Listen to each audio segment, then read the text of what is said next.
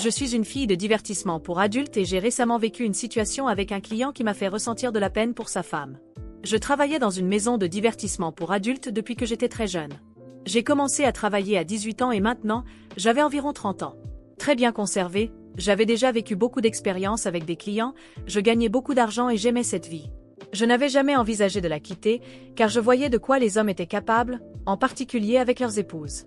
Je ne généralise pas, tous ne sont pas comme ça, mais j'avais été témoin de nombreuses choses. Avant mes 18 ans, j'avais eu une déception amoureuse qui m'a fait changer de vie, ce qui a représenté un tournant pour moi. J'avais décidé de suivre ce chemin, me disant que je me contenterais d'utiliser les hommes et de gagner de l'argent avec ça. Et c'est ce que j'ai fait. C'était une vie qui me plaisait et dont je ne me repentais pas. Jusqu'au jour où un client a commencé à fréquenter l'endroit où je travaillais chaque soir. L'homme avait beaucoup d'argent et s'était attaché à moi. Avec le temps, il a commencé à passer nuit après nuit avec moi. Il réservait toujours 2 heures tous les soirs. Après environ 6 mois de visite quotidienne, il a obtenu mon contact et a commencé à être plus informel. En venant chez moi, il me faisait des cadeaux, me couvrait de petites attentions et j'en profitais beaucoup. Comme lui, j'avais d'autres clients qui faisaient de même. Jusqu'au jour où il a programmé un rendez-vous avec moi. Je pensais qu'il viendrait chez moi comme d'habitude, mais à ma grande surprise, il a insisté pour qu'on se voie à l'endroit où je travaillais. Cela m'a semblé correct. Il a réservé un rendez-vous de 5 heures avec moi, ce qui m'a paru très étrange, car bien qu'il fréquente l'endroit quotidiennement, il ne restait jamais plus de 2 heures et il était toujours très ponctuel. C'était un homme plus âgé et à cette époque, cela faisait environ 1 an et demi qu'il venait chez moi. D'une certaine manière, nous étions impliqués, mais je ne dirais pas que c'était une relation. C'était quelque chose de plus décontracté, sans impliquer de sentiments. Tout comme j'avais d'autres clients, j'avais lui, et il ne parlait jamais d'émotions. Tout tournait autour de l'argent. Il avait réservé un rendez-vous de 5 heures et il allait même payer plus cher. Quand je lui ai demandé pourquoi, étant donné que nous avions une certaine confiance, il m'a dit qu'il m'expliquerait en arrivant. Je me suis préparée et je suis allée à l'endroit où il avait réservé ses 5 heures, en louant essentiellement tout mon temps de travail. À ce stade, je n'avais plus autant besoin d'argent, donc j'avais réduit mes horaires. Quand je suis arrivée, il m'a demandé d'attendre dans la chambre. J'étais déjà là, tout apprêté comme il l'aimait. J'avais même choisi la lingerie de la couleur qu'il m'avait demandé. Il est arrivé avec une jeune fille qui semblait avoir une vingtaine d'années, avec un visage si juvénile que j'ai pensé qu'elle en avait 15. À tel point que lorsqu'il est entré, il m'a rapidement dit « Ne t'inquiète pas, elle a 20 ans ». Je l'ai regardé sans comprendre. Je pensais qu'il voulait quelque chose entre nous trois, ce qui n'était pas rare pour moi. Je l'avais déjà fait plusieurs fois.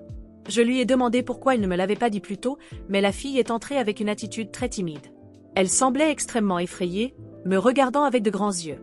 Elle portait une alliance, ce qui signifiait qu'elle était mariée. J'étais assise sur le lit sans rien comprendre, et elle était complètement perdue. Il l'a doucement poussée pour qu'elle s'assoie sur le lit pendant qu'il s'installait dans un fauteuil, sortait un paquet de cigarettes et commençait à fumer, comme il le faisait habituellement.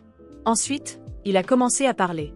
Il alluma sa cigarette calmement, sans se presser, pendant que la fumée commençait à envahir la pièce. La jeune fille n'arrêtait pas de me fixer, avec une expression entre la panique et la honte. L'atmosphère était lourde, et je ressentais une tension inhabituelle dans mon travail.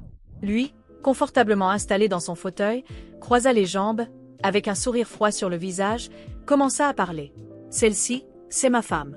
Nous sommes mariés depuis un peu plus d'1 an. Tu dois te demander pourquoi je l'ai amenée ici, et je vais t'expliquer.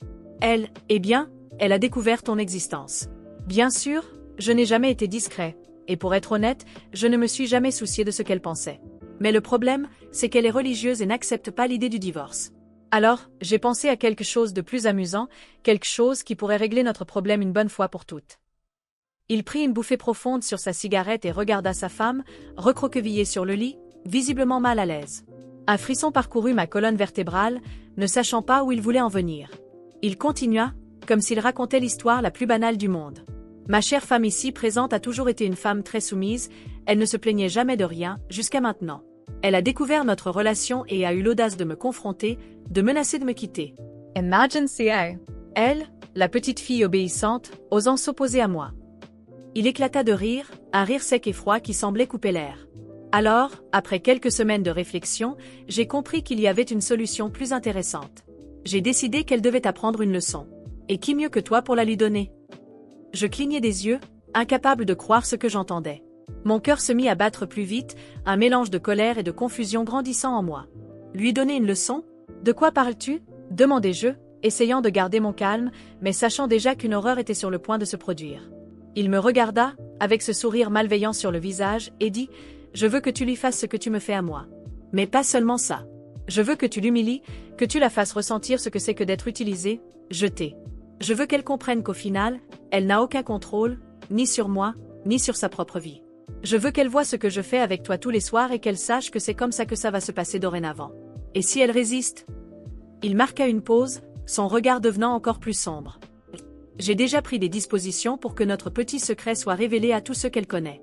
Famille, amis, elle sera détruite. » À cet instant, je ne savais pas si je ressentais du dégoût, de la colère ou une combinaison des deux. La jeune fille sur le lit était en état de choc, des larmes coulant sur son visage, mais sans dire un mot. Je me levai lentement, essayant de comprendre ce qu'il venait de dire. « Tu penses vraiment que je vais faire ça? Que je vais participer à cette monstruosité ?» Il haussa les épaules, avec un sourire présomptueux. « Tu fais ça tous les jours, ma chère. Quelle est la différence maintenant? » La différence, pensais-je, c'est que je n'avais jamais été partie prenante d'une chose aussi perverse. Cet homme, que je considérais comme un simple client, venait de révéler sa véritable nature. Un manipulateur cruel, prêt à détruire sa propre femme par pur plaisir sadique. Je regardais la jeune femme assise sur le lit, tremblant de peur, et quelque chose en moi se brisa. Est-ce que je détestais ce que je faisais? Non. J'avais toujours su dans quoi je m'engageais, j'avais toujours été honnête avec moi-même sur les hommes qui entraient et sortaient de ma vie. Mais ça, c'était différent. Cet homme voulait que je devienne quelque chose que je n'avais jamais voulu être, un instrument de sa cruauté. Non, dis-je fermement. Je ne vais pas faire ça. Il me regarda avec une expression d'incrédulité, comme s'il n'avait jamais imaginé que quelqu'un pourrait le défier. Tu plaisantes? Non? Je te paie très bien, d'ailleurs. Et maintenant, quand je te demande enfin quelque chose qui compte vraiment, tu refuses. Je fis un pas en avant, sentant la colère monter en moi. Je ne suis pas ton outil. Tu veux détruire ta femme? Fais-le toi-même. Mais je ne participerai pas. Il se leva lentement, jetant sa cigarette par terre et l'écrasant du pied. Son regard passa de moqueur à quelque chose de beaucoup plus menaçant. Tu es en train de commettre une grave erreur. Une erreur qui te coûtera cher. Je savais qu'il parlait sérieusement. Le genre d'homme avec qui je travaillais n'acceptait pas facilement les défis. Mais à ce moment-là, quelque chose en moi s'était brisé. Je ne pouvais plus ignorer ce qu'il était, ce qu'il représentait. Sors d'ici, dis-je, essayant de garder ma voix ferme. Et emmène ta femme avec toi. Il resta immobile pendant quelques secondes, me fixant comme s'il essayait de décider quoi faire. Puis, sans un mot, il se tourna vers la jeune fille sur le lit et la tira par le bras, la traînant hors de la pièce. Elle me jeta un dernier regard, un regard que je n'oublierai jamais, un mélange de gratitude et de désespoir. Dès que la porte se referma derrière eux, je ressentis une vague de soulagement mêlée à une profonde colère. Ce jour-là, j'ai compris que, même si je pensais avoir le contrôle de ma vie, il y avait des limites. Il y avait des choses que je ne serais jamais prête à faire, même pour de l'argent. Et à cet instant, je savais que ma vie était sur le point de changer. Je ne pouvais plus continuer dans ce monde, sachant ce qui pourrait arriver. Après ce jour-là, bien que j'ai essayé d'avancer, je n'arrivais pas à oublier cette scène. L'image de cette jeune femme, si effrayée, si perdue, me tourmentait. Je savais que ce n'était pas ma responsabilité, que ce qu'elle vivait avec cet homme était au-delà de mon contrôle, mais quelque chose en moi ne me permettait pas simplement d'ignorer. Peut-être était-ce parce que j'avais moi aussi subi une grande désillusion avant de me lancer dans ce monde, ou peut-être était-ce la simple et pure empathie que je ne pouvais étouffer. J'ai su, dès le moment où il est sorti entraînant cette femme, qu'elle n'était pas seulement prisonnière d'un mariage malheureux, elle était sous la domination d'un homme cruel. Et, en tant que témoin de cet abus, je ne pouvais pas simplement faire comme si rien ne s'était passé. J'ai commencé à les chercher, discrètement. Je savais où ils vivaient et où ils travaillaient, et, grâce à quelques contacts, j'ai appris qu'elle ne sortait pratiquement jamais de chez elle. Chaque fois que je me rappelais son regard désespéré, quelque chose me déchirait de l'intérieur. J'ai commencé à chercher des moyens d'aider. D'abord, j'ai essayé de l'aborder discrètement dans des lieux publics. Je l'ai vue plusieurs fois dans un supermarché ou une pharmacie, toujours avec ce regard vide, toujours la tête baissée. Mais, quand j'essayais de m'approcher, elle fuyait. C'était comme si elle avait peur de tout contact. Au fond, je savais qu'elle était prisonnière d'un cycle d'abus, un cycle dont il était difficile de sortir. Et plus elle fuyait, plus je me sentais poussée à faire quelque chose. La situation est arrivée à un point où je ne pouvais plus me concentrer sur mon travail. J'ai cessé d'accepter des clients pendant des semaines, et mon esprit était entièrement fixé sur la recherche d'un moyen d'aider cette femme, même si elle ne le savait pas, ou pire, ne le voulait pas. J'ai décidé qu'il me fallait des preuves de l'abus. Je savais que le seul témoignage ne suffirait pas, et elle ne parlerait jamais d'elle-même. La seule façon de faire tomber cet homme était d'obtenir des preuves solides. C'est alors que j'ai commencé à enquêter plus en profondeur. J'ai découvert, grâce à quelques contacts, qu'il était viol non seulement à la maison, mais aussi dans des affaires douteuses. Il avait plusieurs comptes qui faisaient circuler de l'argent de manière suspecte, ce qui m'a donné un avantage pour suivre ses mouvements. J'ai réussi à installer discrètement une caméra cachée dans un endroit où il se rencontrait souvent avec d'autres hommes pour discuter de sujets obscurs. Mais cela ne suffisait pas. Il me fallait des preuves d'abus physiques. Un soir, après des semaines d'observation, l'occasion s'est présentée. Il est rentré chez lui ivre, en criant sur elle déjà à la porte. J'ai décidé que c'était le moment. Je ne pouvais plus attendre. J'ai appelé la police pour signaler l'agression. Pendant ce temps, j'ai tout enregistré de loin, à travers la fenêtre, avec une caméra discrète. Chaque mot qu'il disait, chaque insulte, et enfin, le moment où il leva la main et la frappa avec force. Mon cœur battait la chamade, mais en même temps, je savais que je faisais ce qu'il fallait. La police est arrivée en quelques minutes, et il a été arrêté. J'ai été appelé à témoigner, et les images que j'avais enregistrées étaient plus que suffisantes pour garantir sa condamnation. À ce moment-là, j'ai pensé avoir enfin fait quelque chose de bien, que cette femme, qui avait tant souffert entre ses mains, serait enfin libre. Je me suis sentie soulagée, comme si j'avais rendu justice. Cependant, mon illusion qu'elle serait reconnaissante a été rapidement détruite. Quelques jours plus tard, je suis allée la voir pour savoir comment elle allait. Je pensais que ce serait une rencontre pleine de soulagement, qu'elle comprendrait le sacrifice que j'avais fait et combien j'avais essayé de l'aider. Cependant, dès qu'elle m'a vue, son expression est passée de la peur à quelque chose de beaucoup plus sombre. « Tu as détruit ma vie », m'a-t-elle dit, les yeux remplis de fureur. « Tu as fait ça exprès. Je sais ce que tu veux ?» Je suis restée sous le choc, ne comprenant pas ce qui se passait. « Je voulais juste t'aider, dis-je, essayant de calmer la situation. Il te faisait du mal. Je ne pouvais pas laisser ça continuer. » Elle s'est approchée de moi avec des yeux pleins de haine. « Je n'ai pas demandé ton aide. C'est mon mari, et maintenant tu me l'as enlevé. Tu as fait ça parce que tu le veux juste pour toi. Je pensais que tu étais juste une autre prostituée, mais maintenant je sais, tu veux voler l'homme que j'aime. » J'ai essayé de discuter, d'expliquer que ce n'était pas le cas, que cet homme la détruisait, mais elle a refusé d'écouter. Elle a commencé à m'insulter, à me humilier, me jetant à la figure le fait que je travaillais comme escorte. « Tu te crois meilleur que moi ? Seulement parce que tu gagnes de l'argent facilement ? Je sais comment tu l'as séduit, comment tu l'as manipulé. Tu veux ma place, mais tu ne seras jamais plus qu'une de plus. Il ne t'aimera jamais comme il m'aime. » Ces mots m'ont profondément blessée. Je savais qu'elle était dans le déni, qu'elle était prise dans un cycle toxique, mais malgré cela, la férocité avec laquelle elle m'attaquait m'a paralysée. La femme que j'avais essayé de sauver me rejetait, me haïssait. Et plus encore, elle était prête à supporter n'importe quel abus pour ne pas perdre l'homme qui la maltraitait. Je suis restée là, sans voix, tandis qu'elle continuait de crier, les larmes coulant sur son visage. Enfin, elle se tourna et partit, me laissant seule, hébétée.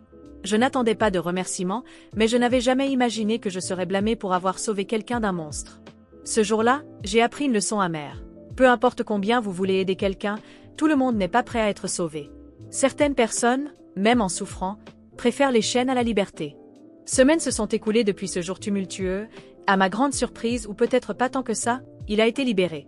J'ai appris par des contacts que l'épouse n'avait pas déposé de plainte, n'avait pas poursuivi la procédure, et sans son témoignage, les preuves que j'avais rassemblées n'ont pas suffi à le maintenir en prison longtemps. C'était comme si tout ce que j'avais traversé, tout ce que j'avais risqué pour la sortir de cette situation, avait été en vain.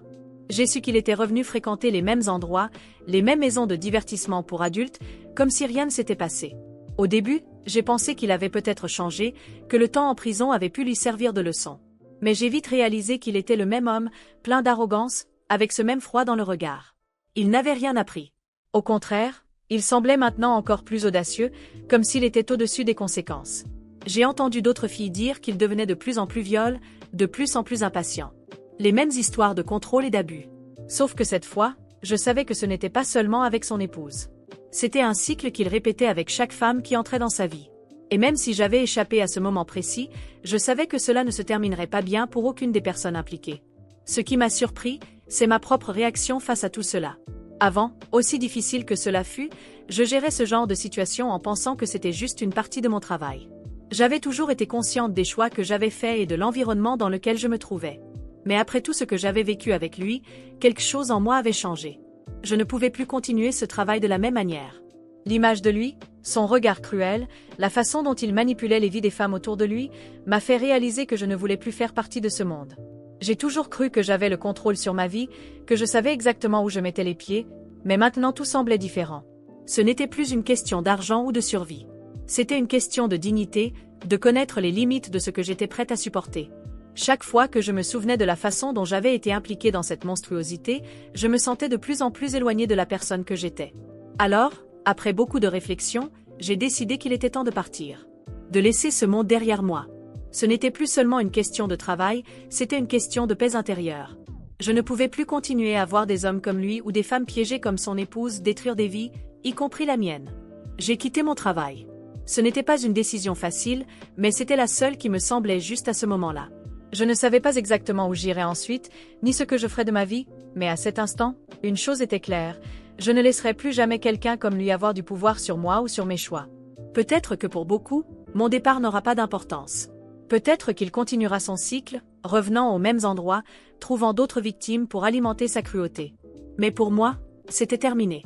Et, d'une certaine manière, sentir que je laissais tout cela derrière moi était la seule victoire que je pouvais tirer de toute cette histoire. Et ainsi, une fois de plus, la vie a continué. Mais cette fois, elle a continué sans les ombres de cet homme et avec l'espoir d'un nouveau départ. Qu'avez-vous pensé de ce parcours?